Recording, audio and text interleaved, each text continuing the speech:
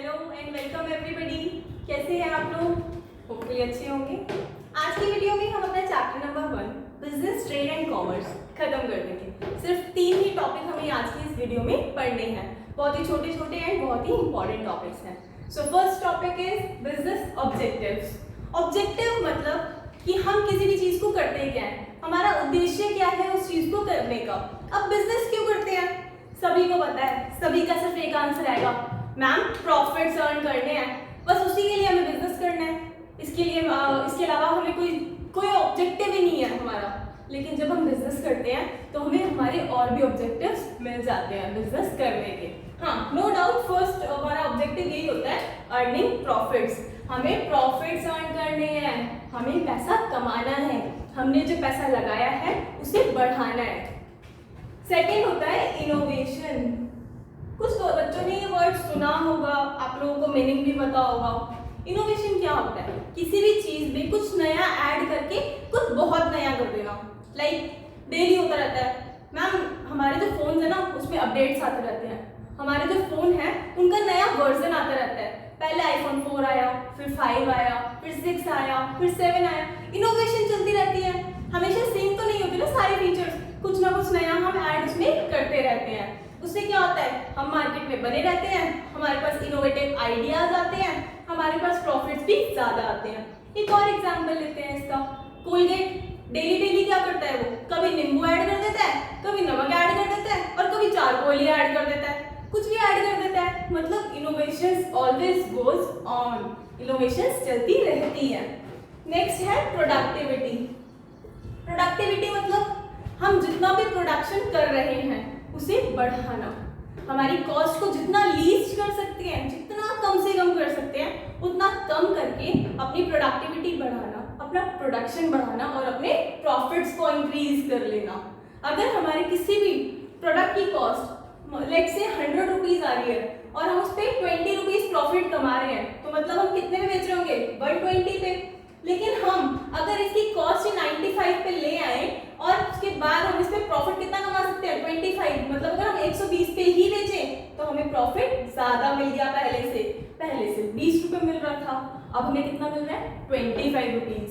या हम क्या कर सकते हैं, हम एक और काम कर सकते हैं, अपने कस्टमर्स के लिए इसकी कॉस्ट कम भी कर सकते हैं। जरूरी थोड़ी है प्रॉफिट ही बढ़ा रहे हैं, कभी कभी कस्टमर को भी तो फायदा दे सकते हैं। तो हमारे अलग अलग ऑब्जेक्टिव्स हो सकते हैं।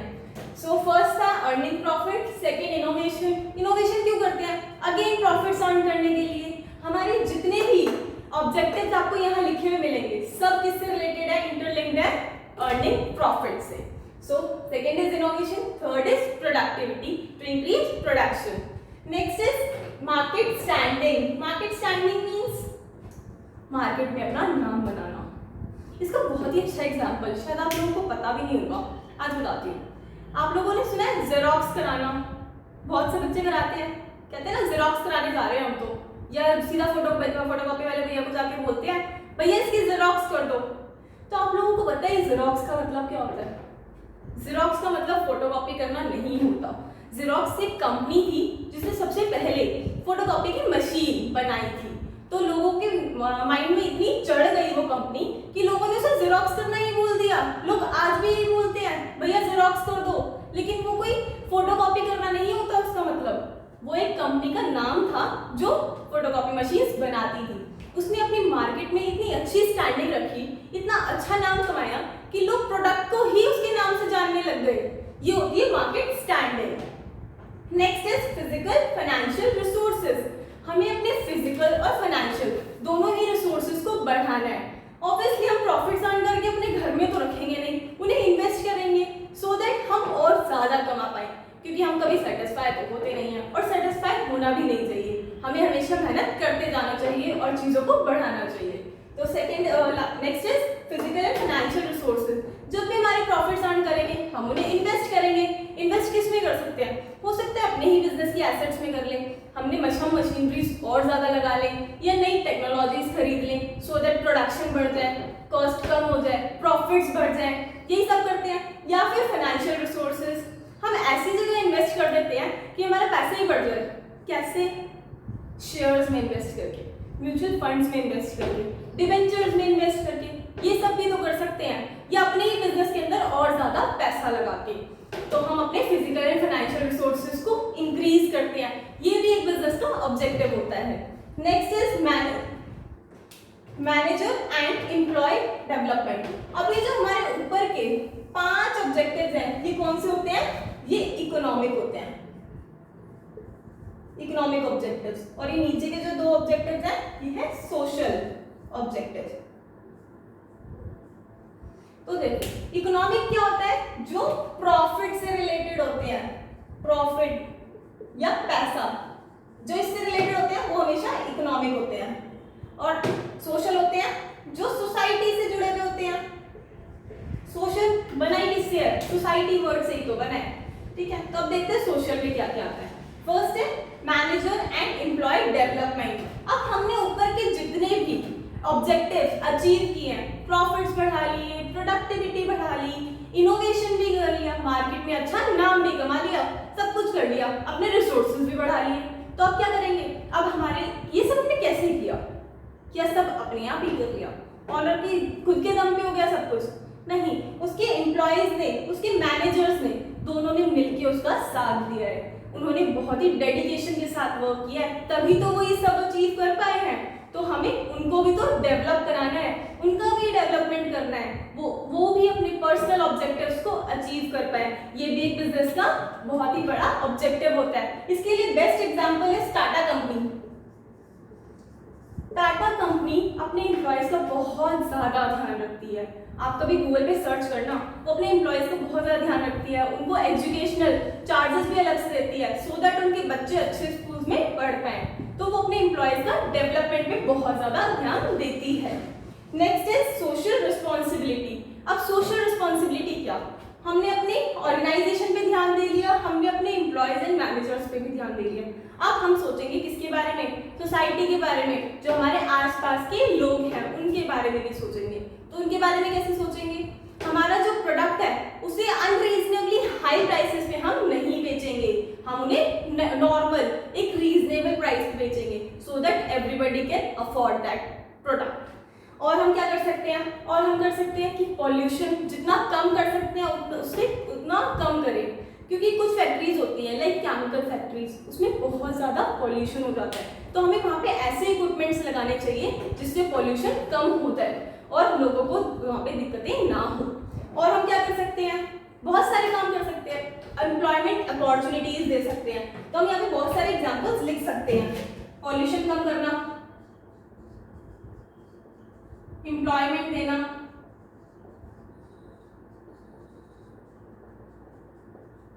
नो हाई प्राइसेस,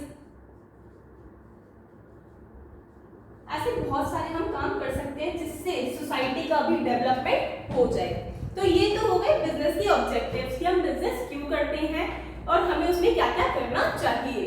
अब है बिजनेस रिस्क। अभी तो सारी हो गई फायदे की बात, अब थोड़ी सी कर लेते हैं नुकसान की बात। रिस्क क्या होता है? नुकसान का डर।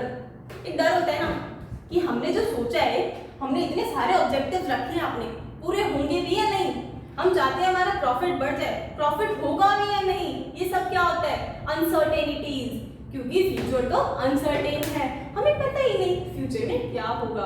हम सोच रहे हैं हम प्रोडक्टिविटी बढ़ा के सेल्स बढ़ाएंगे, यहाँ लोग हमारा प्रोडक्ट ही नहीं खरीद रहे, तो ये भी तो एक रिस्क है। तो रिस्क को कम करने, रिस्क कौन से टाइप का होता है पहले तो हम इसमें ये पढ़ेंगे। रिस्क पहले तो हम पढ़ेंगे कि कैरेक्टरिस्टिक्स क्या है बिजनेस रिस्क की। ये है हमारे सारे फीचर्स। किसके फीचर्स? बिजनेस रिस्क के फीचर। तो अब बिजनेस में रिस्क किस टाइप का होता है, क्या उसके फीचर्स हैं, कैसे पता चलेगा ये रिस्क है? तो देखो, first is essential element. Business risk जो होता है ना, ये एक एसेंशियल एलिमेंट है। एसेंशियल मतलब होगा ही होगा, मतलब कोई भी बिजनेस कर लो, छोटा सा कर लो, बड़ा सा कर लो, किसी भी टाइप का कर लो, होलसेल कर लो, मैन्युफैक्चरिंग कर लो, या ट्रेडिंग कर लो, या रिटेल का बिजनेस कर लो, कैसा भी बिजनेस कर लो, सब में रिस्क तो अवेलेबल है। तो क्या लिखा है? ये एसेंशियल एलिमेंट ऑफ बिजनेस। ये बिजनेस का एक एसेंशियल एलिमेंट है, हर टाइप के बिजनेस में मिलेगा ही मिलेगा, बस डिपेंड करता है size and nature of business पे। अगर बिजनेस छोटा होगा तो रिस्क भी छोटा होगा, बिजनेस बड़ा होगा तो रिस्क भी बहुत बड़ा होगा। ठीक है। और अगर हम मैन्युफैक्चरिंग करते होंगे तो हमारा रिस्क बड़ा होगा, उसके पास मशीनरी होती है, उसे अपनी लेबर की सैलरीज देनी होती है, उसके पास पैसा ज्यादा लगा होता है। जितना ज्यादा पैसा लगाओगे उतना ज्यादा बड़ा रिस्क होगा, जितना थोड़ा पैसा लगाओगे उतना कम रिस्क होगा। Next is arises due to uncertainties. क्यों अराइज होता है बिजनेस रिस्क? अनसर्टेनिटी है।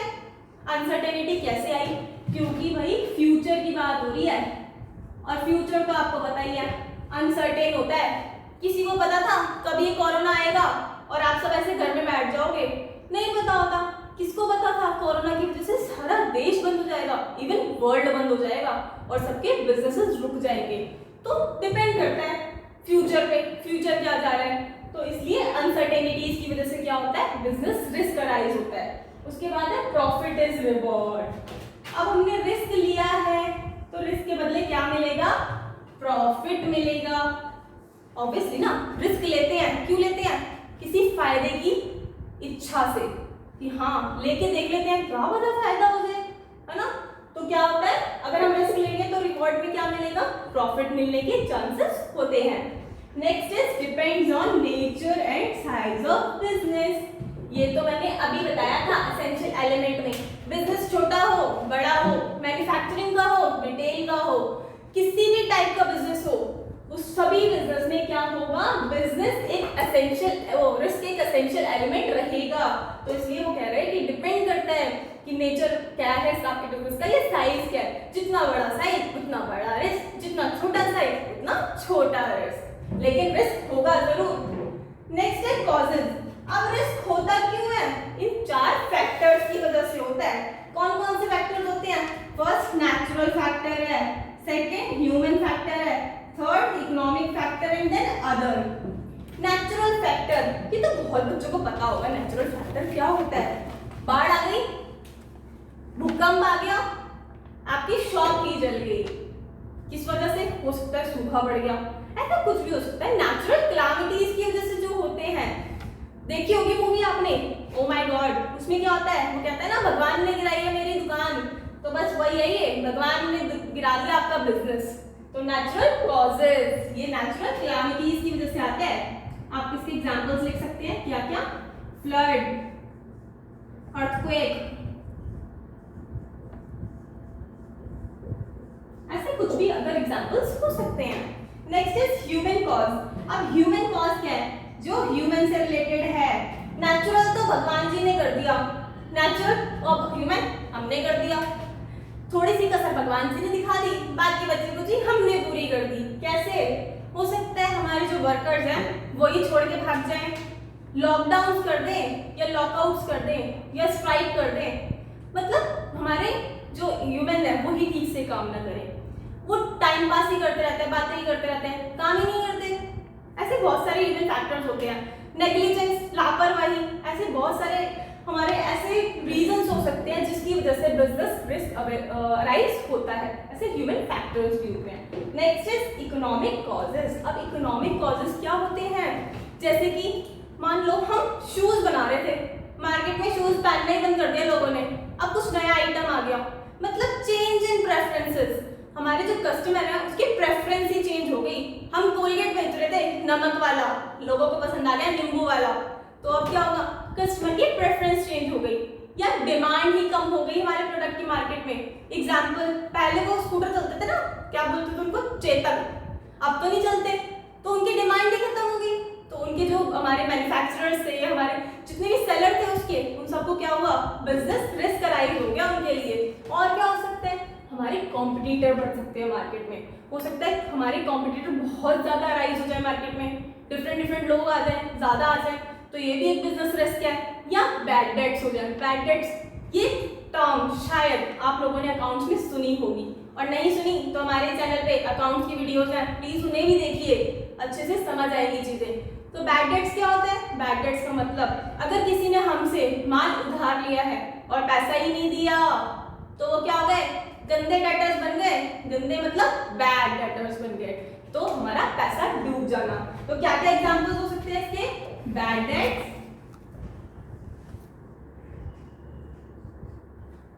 प्रेफरेंसेस, चेंज इन प्रेफरेंस,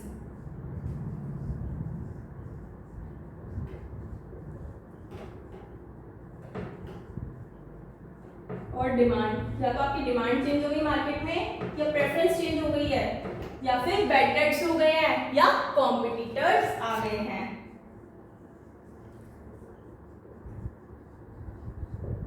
बहुत सारी चीजें हो सकती हैं। Next is other. अब अदर्स में क्या आएगा? कुछ अलग, बहुत अलग। बहुत अलग जैसे पॉलिटिकल इश्यूज, हमारी पॉलिटिकल जो पॉलिसीज थी वही चेंज हो गई। अब आपने न्यूज में भी सुना होगा, कह रहे हैं ना चाइना का सामान इस्तेमाल मत करो, स्वदेशी बनो, स्वदेशी चीजें यूज करो। तो क्या ये पॉलिटिकल फैक्टर्स है? मतलब हमारी ना तो इसमें ह्यूमन की गलती, ना इसमें भगवान की गलती, ना ही इसमें इकोनॉमिक फैक्टर की कोई गलती। अब इसमें किसका रोल आ रहा है? पॉलिटिकल रूल्स आ रहे हैं। जैसे मैंने अभी एक एग्जांपल बता देती हूँ, हमने चाइना का बहिष्कार करना है, उसका सामान यूज नहीं करना है, तो ऐसी और चीजें भी हो सकती है। और क्या हो सकता है? एक्सचेंज रेट चेंज हो जाना।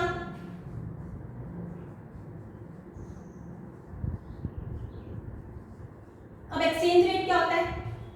एक्सचेंज रेट होता है लाइक आपको $1 आपको मिलता था पहले 70 रुपीज में, अब हमारे रुपए की वैल्यू गिर गई, अब मिलता है $1 कितने में?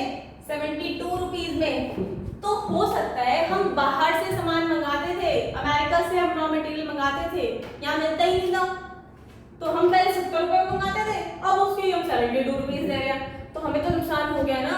अब उसी चीज के हमें 2 रुपए फालतू देने पड़ेंगे। और इसी को दूसरे इफेक्ट में भी ले सकते हैं। अगर एक पैसा ही कम हो जाए, ये 70 की जगह कितना रह जाए? 68 रह जाए, तो हमें फायदा हो जाएगा, हमें उस चीज के पैसे कम देने पड़ेंगे।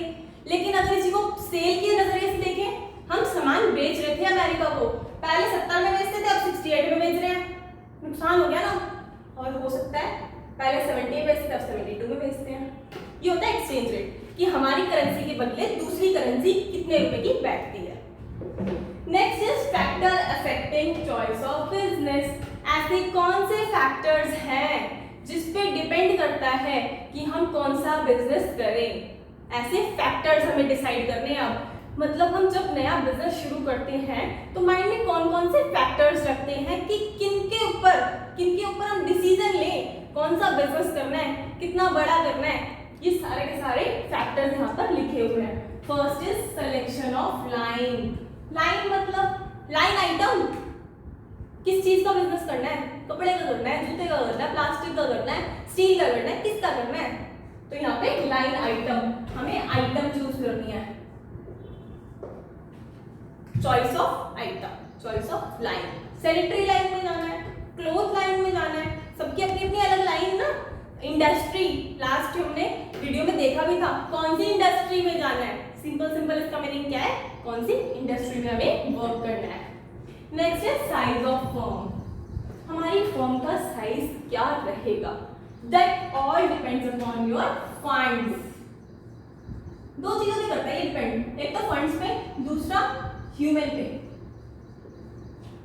मतलब आपके पास कितने लोग हैं उस बिजनेस को संभालने वाले। अगर आपके पास एक बंदा ही है, क्या आप अकेले हो संभालने वाले? क्या आप अंबानी जैसा बिजनेस संभाल लोगे इतना बड़ा? नहीं संभाल पाओगे। तो डिपेंड करता है आप पे पैसा कितना है, दूसरा आपके पास मैन पावर कितनी है। सो साइज ऑफ द फर्म उस पर डिपेंड करता है। Next is choice of ownership. Ownership मतलब अगेन वही सोल प्रोप्राइटर वाला बिजनेस करना है। सोल मतलब अकेला, जो अकेले बिजनेस को पूरा संभालता है, पूरा मैनेज करता है, जो पूरा अकेला जो बिजनेस को पूरा ही अकेले हैंडल करता है, वो होता है सोल प्रोप्राइटरशिप। तो हमें ऐसा बिजनेस करना है जिसमें हम अकेले मैनेज करें, या फिर ऐसा बिजनेस करना है जिसमें हमें पार्टनर्स रखने हो। हम अपने साथ चाहते हैं हमारा भाई भी काम करे, उसको हमने पार्टनर बना लिया, या हम अपने फ्रेंड को अपना एक पार्टनर बना लेते हैं। तो चॉइस ऑफ ओनरशिप, ओनरशिप किसकी रहेगी बिजनेस में? एक अकेले बंदे की, या कुछ पार्टनर्स की, या एक कंपनी खोल लेंगे, पब्लिक कंपनी होगी जिसमें बहुत सारे लोग जो होते हैं ओनर होते हैं कंपनी की। तो ये ओनरशिप पे भी डिपेंड करता है। नेक्स्ट है लोकेशन ऑफ बिजनेस। लोकेशन मतलब हमारे बिजनेस की लोकेशन, लोकेलिटी क्या रहेगी, मुझे अपना बिजनेस किस एरिया में करना है। अब कुछ लोग होते हैं भुज में, वो कभी भी, भुज है एक जगह गुजरात में, वो अपने बिजनेस नहीं करते हैं। क्यों? वहां पे अर्थक्वेक ही बहुत ज्यादा आते हैं। आज फैक्ट्री लगाई, कल भूकंप आ गया, बिजनेस हो गया नेचुरल वाला, है ना, ऐसी जगह हम करेंगे ही नहीं। और एक बहुत अच्छा एग्जांपल, हम बिजनेस सेटअप करेंगे SEZ में। अब वर्ड नया आया आपके लिए, SEZ मतलब स्पेशल इकोनॉमिक जोन।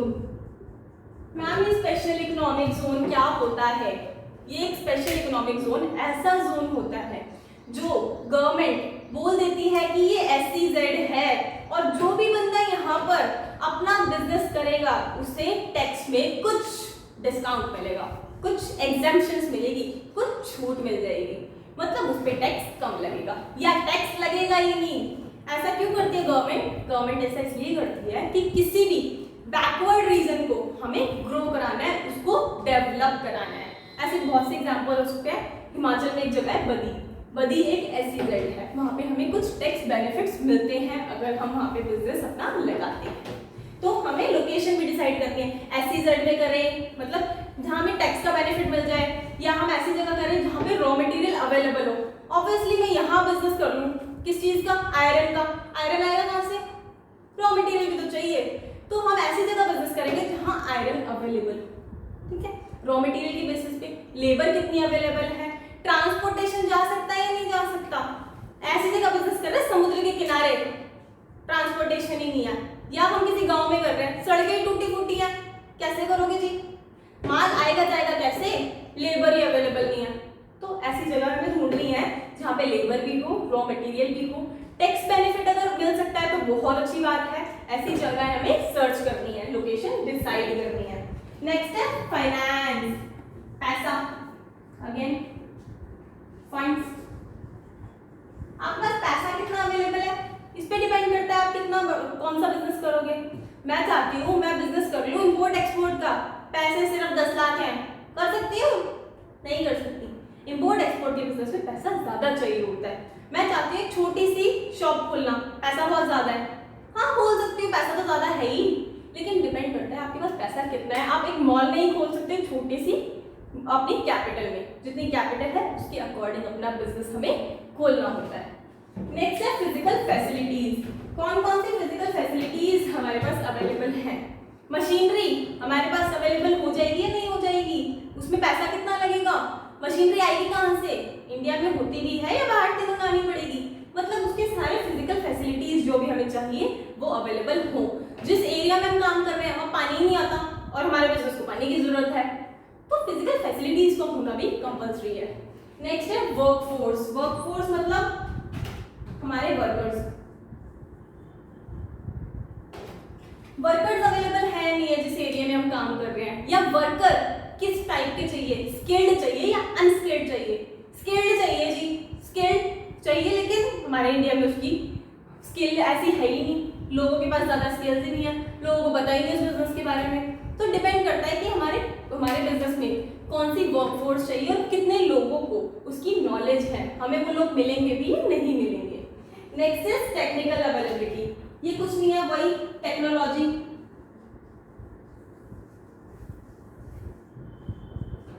हम जो बिजनेस करने जा रहे हैं उसकी टेक्नोलॉजी मार्केट में अवेलेबल है या नहीं है।